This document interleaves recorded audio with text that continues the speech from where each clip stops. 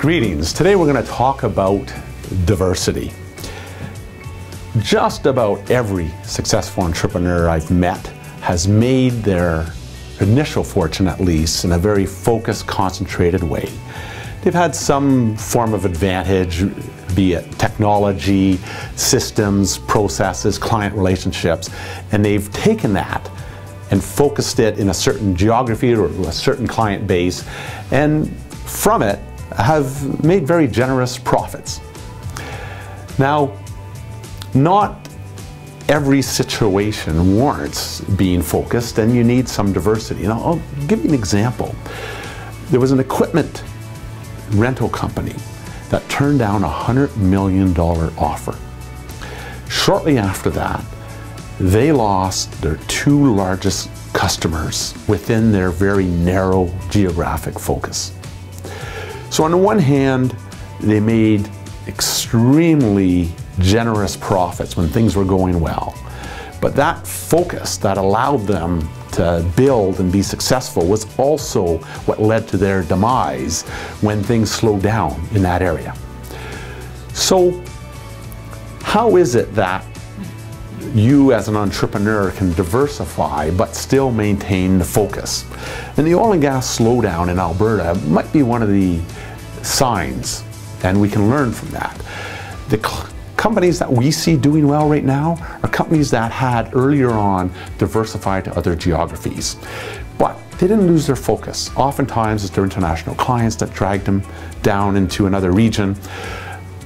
Whatever it was, they maintained their expertise, they maintained whatever that happened to be, their product, their service focus.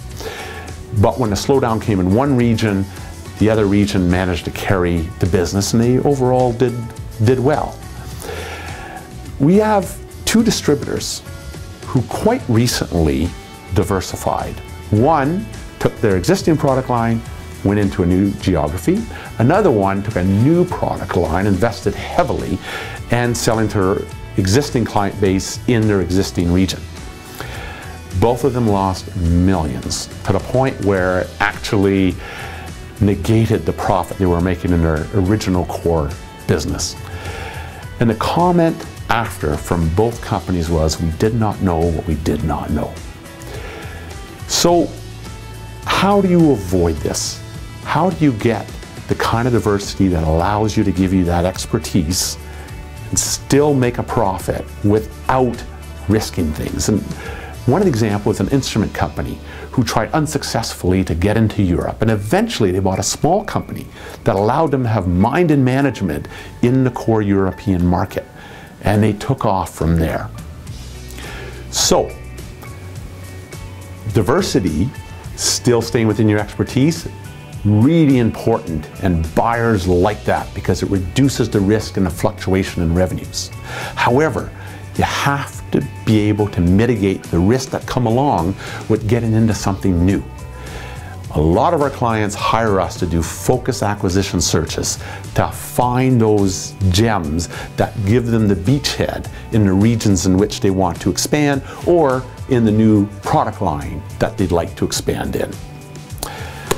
Thank you very much. And we're going to go against the advice I just gave next month and leave corporate finance and talk about a real hot potato political issue next month. So please stay tuned for that. Thanks.